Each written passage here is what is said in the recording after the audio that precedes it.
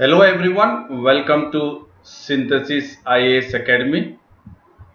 It's a blend of ideas at Synthesis IAS Academy. And about me, I am Sandeep Bhushan Tumala. I have 10 years of teaching experience for civil services. I teach international relations and internal security and daily analysis of the Hindu newspaper as well as the in-depth analysis of editorials and articles. And I would also take up the daily news analysis of the Hindu, and definitely my sessions will help you, or it will certainly guide you to crack prelims and mains examinations, because I would be emphasizing on the keywords and the key phrases which will be very useful for you in regards to the prelims as well as mains examinations. That means I would be emphasizing throughout my lecture on the importance of the keywords and the key phrases which we would be identifying from the news or the daily news analysis, and through that we will be identifying the factual, analytical and conceptual questions which will be useful for the preliminary examinations.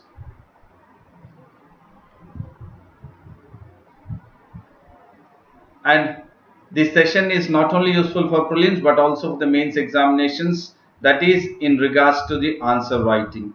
So definitely answer writing is a crucial part when it comes to mains examinations. And in regards to the answer writing, that is for the mains examinations, your answers have to be precise and concise. And once your answers are precise and concise as demanded by the UPSC, thereby you will score higher marks. But to be precise and concise in regards to the answer writing, what is very important is you need to get into the mode of inculcating the keywords and the key phrases in your answers, so that your answer becomes precise and concise and you will certainly score more marks or higher marks in the mains examination. So thereby my session will help you in regards to the prelims as well as mains, both for 2020 as well as 2021 also. And today we will look at the topic, one particular topic, that is in regards to the Keshavananda Bharati case. So definitely when we are looking at the Keshavananda Bharati case, we will look at what has been in the news and why it is in the news first, and then look at the Keshavananda Bharati case. Yes, if you look at this, we are very much aware that Keshavananda Bharati is a savior of the constitution.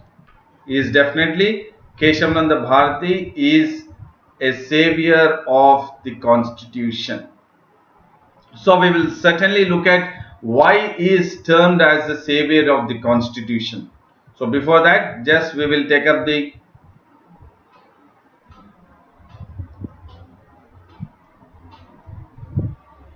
Keshavananda Bharati is the savior, is a savior of the constitution, Indian constitution.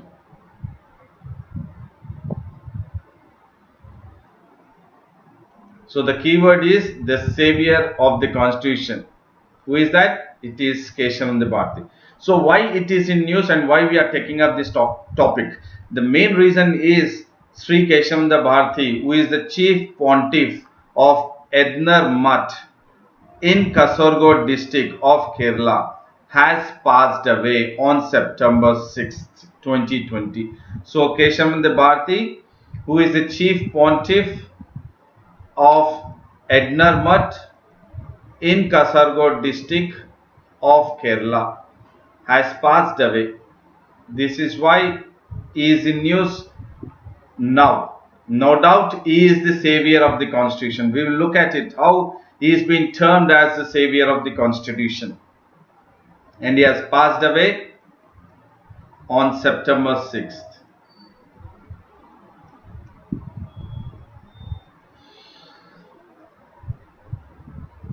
These points are important. He is the chief pontiff of which mutt? There could be a possibility in the prelims that they would ask you that Keshavananda Bharati was the chief pontiff of which among the following mutt in Kasaragod district of Kerala in India? It is Ednar Mutt. and he was the petitioner. Keshavananda Bharati was the petitioner in the historical fundamental rights case. So definitely now we'll get into the point that why he is termed as the savior of the constitution, because Keshavananda Bharati was the sole unwitting petitioner in the historical fundamental rights case, which prevented the nation from slipping into a totalitarian regime. So definitely at that situation in the year 1970s or early 1970s or 73 specifically, because of various amendments being made to the Indian constitution through the parliament, so there was a sense in the minds of the people or in the country itself whether the country is slipping into the totally or totalitarian regime. So that was looked at it, and that was in regards to the fundamental rights case, which prevented the nation from slipping into the totalitarian regime. Because if the parliament was given utmost power to amend the constitution itself, then there could be entire constitution can be amended. So thereby the landmark judgment has taken place. And before the famous Keshavananda Bharati case, actually in the year 1973 Keshavananda Bharati has gone ahead with challenging the Kerala land reforms. Keshavananda Bharati has challenged the Kerala land reforms law in 1973 in Supreme Court. So the first and foremost case wherein Keshavananda Bharati is the petitioner is in the Kerala land reforms law. So he has challenged the Kerala land reforms laws in the Supreme Court in the year 1973. Anyway, he did not win. He did not win the case. Instead, the Supreme Court has supported the Kerala government in regards to its Kerala land reforms. No doubt, in the year 1973, the petitioner Keshavananda Bharati, when he has challenged the Kerala land reforms law, he did not win. And the Supreme Court has supported the Kerala government itself. And now we will look at what are the other, that is the Keshavananda Bharati case, which is very, very famous. But prior to that, which is very important for you all to understand is this, that he was the petitioner or he has challenged the Kerala land reforms law first in the year 1973. And the one who has represented Keshavananda Bharati is Nani Palkhiwala. So this person is Nani Palkhiwala and he is Keshavananda Bharati. Keshavananda Bharati and Nani Palkhiwala. So Nani Palkhiwala has represented Keshavananda Bharati in the Supreme Court, and while he was representing Mr. Palkhiwala has got an opportunity, or he has seen an opportunity, the way the Keshavananda Bharati was challenging a series of constitutional amendments which were introduced by Indira Gandhi government. So the constitutional amendments which were introduced by the Indira Gandhi government were challenged by the Keshavananda Bharati. So when they were challenged by Keshavananda Bharati, the senior advocate then, Nani Palkhiwala, saw an opportunity through the Keshavananda Bharati to challenge a series of constitutional amendments, because he was the one who was questioning Keshavananda Bharati, and Nani Palkhiwala has definitely has got an opportunity to challenge the series of constitutional amendments. Series of constitutional amendments which were taken up by the Indira Gandhi government. And this was granting the series of constitutional amendments which was taken up by the Indira Gandhi government was granting unlimited power to parliament, and this was the cause of concern, and thereby Nani Palkhiwala had challenged the series of constitutional amendments introduced by then the Prime Minister, that is Indira Gandhi, which has given the ultimate power to the parliament to alter the constitution, and that was questioned. That was questioned by the petitioner Keshavananda Bharati and was challenged by Nani Palkewala in the Supreme Court. And apart from that, now, which is also important for prelims point of view, is that there is a biography on Mr. Palkewala, and that biography, the book is called as Courtroom Genius. This is again important for you in regards to the prelims point of view. The question can be asked that which among the following is a biography of Mr. Palkewala? It is Courtroom Genius, and it is co-authored by senior advocates, that is Solly Soribji and Arvind Datar. So there could be a question that Courtroom Genius, a biography of Mr. Palkewala, is or was co-authored by which among the following? It is Solly Soribji and Arvind Datar. So we will definitely focus the keywords. That is what I have said, that initially the importance of emphasizing on the keywords and the key phrases, which will be useful for you to have an edge over others in the preliminary exam and also in the mains examinations. So here the Courtroom Genius is the keyword for the prelims examination. And we will look at the unique case in regards to the Keshavananda Bharati. Definitely we have this Keshavananda Bharati case versus the state of Kerala.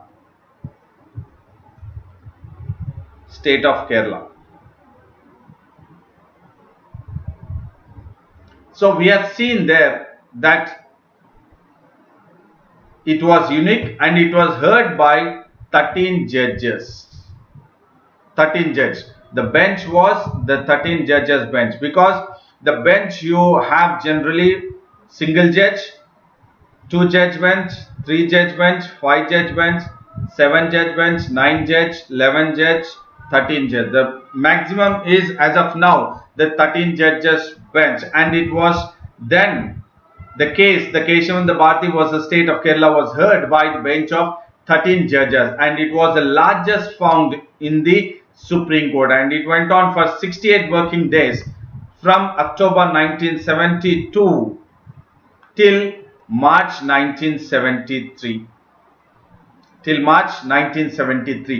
And the Keshavananda Bharati judgment innovated. So that the Keshavananda Bharati case has innovated. What it has innovated? As we have discussed, that Nani Palkewala has gotten, or he has saw an opportunity to challenge the Indira Gandhi government, and thereby the Keshavananda Bharati judgment has innovated the basic structure doctrine.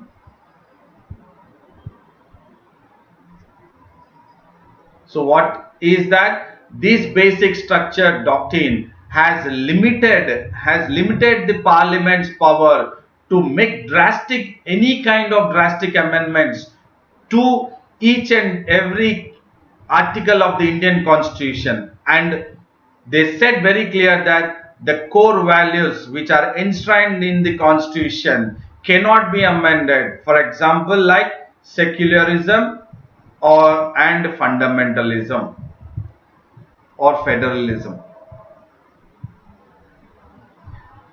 So the Keshavananda Bharati judgment has innovated that the basic structure doctrine is limited to the parliament's power, or parliament cannot go ahead with amending the basic structure of the Indian Constitution, which are, for example, like secularism and federalism.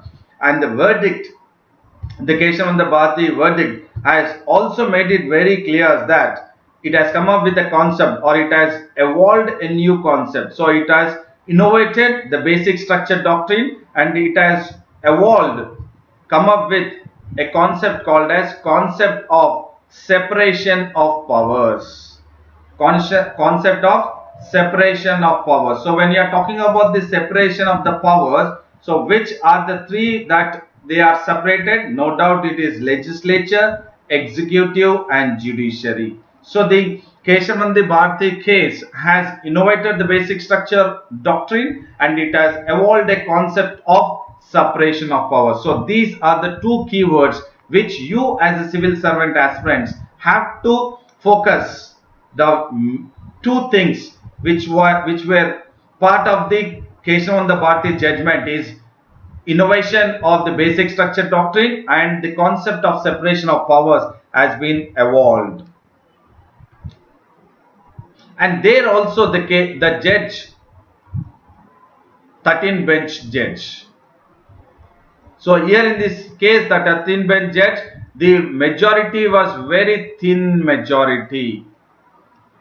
That the majority 7 was in support of that the basic structure cannot be altered.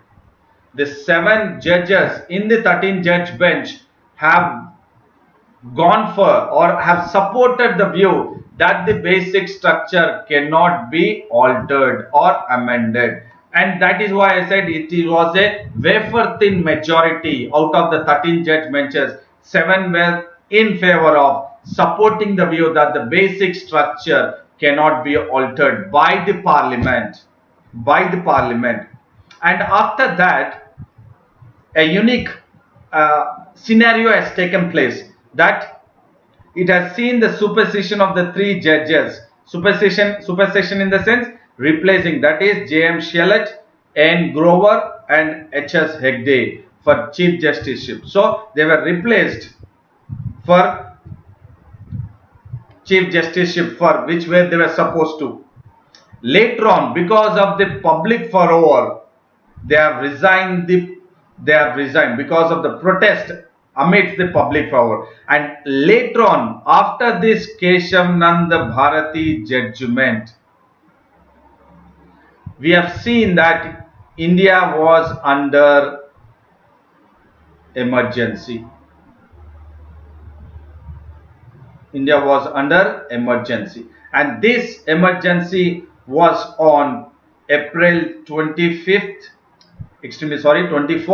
1973. April 24th, 1973. So the Keshavnandi Bharati case, it has innovated the basic structure and it has come up with it has evolved the concept of separation of powers.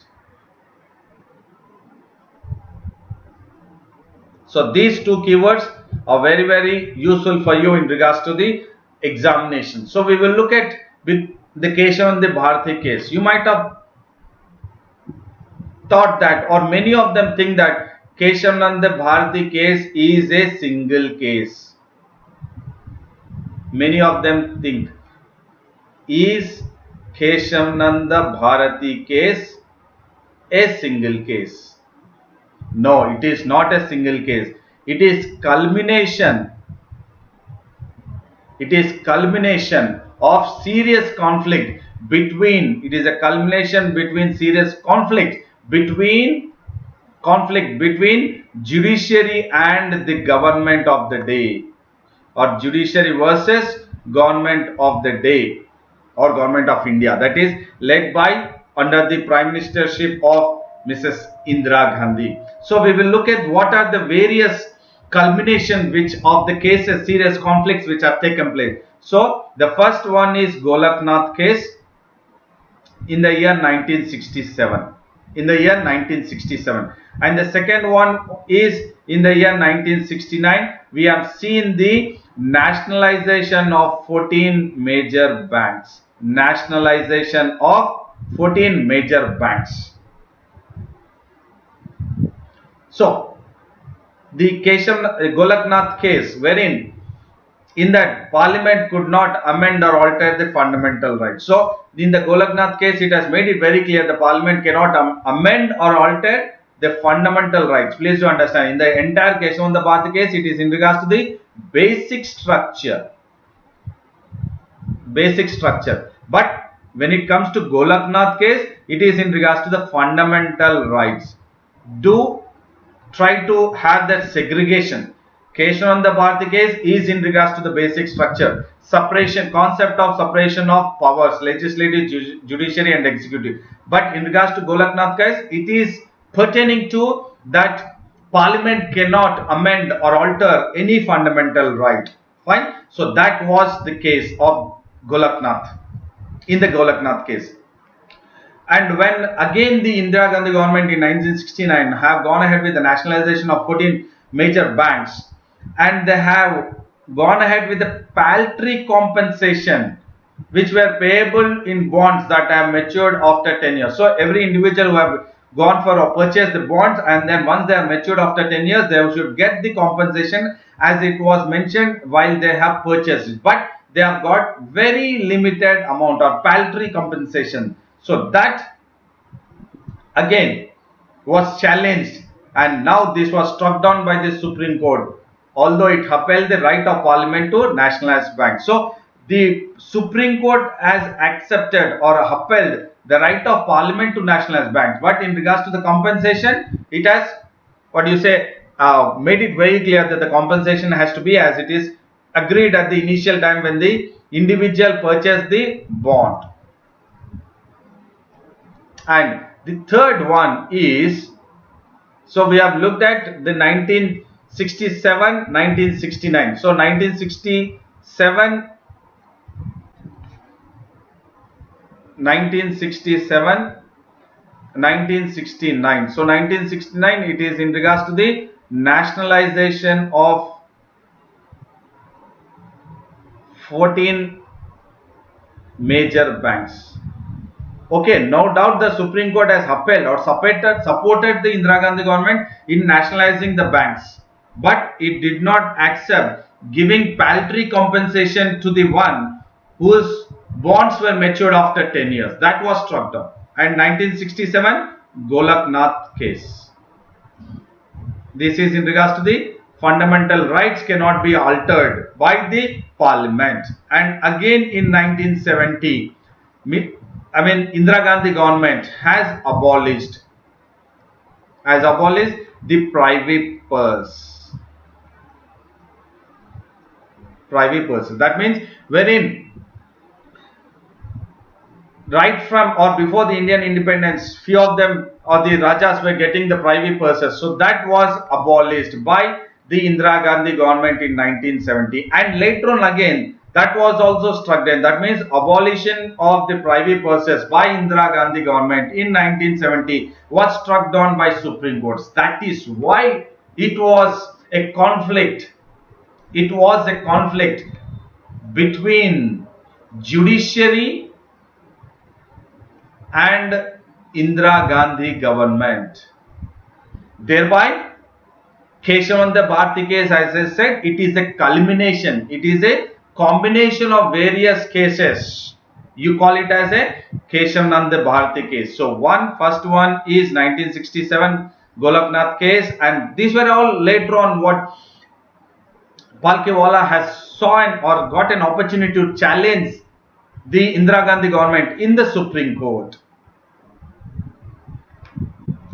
And that is what, and all these were argued by N.A. Palkhiwala in the Supreme Court, which has introduced a series of constitutional amendments by Indira Gandhi, and they were all nullified. That is the Golaknath case, bank nationalization and private purses judgments. And in a nutshell, what we would say is all these amendments gave Parliament uncontrolled power to alter or abolish any fundamental rights, but it was challenged in the Supreme Court, and thereby the basic structure doctrine has come into existence, and the concept of separation of powers has come into existence.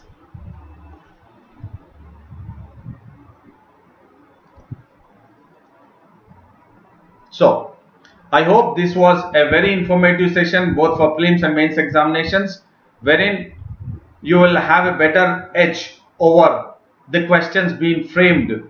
Could be in regards to the book, could be in regards to the Kerala Land Reforms Law 1973, Golaknath case, and then privy purses, and then again in regards to nationalization banks. So we have looked at various cases which would be very useful for you in regards to both prelims as well as mains examination in regards to the Keshavabandi Bharati case.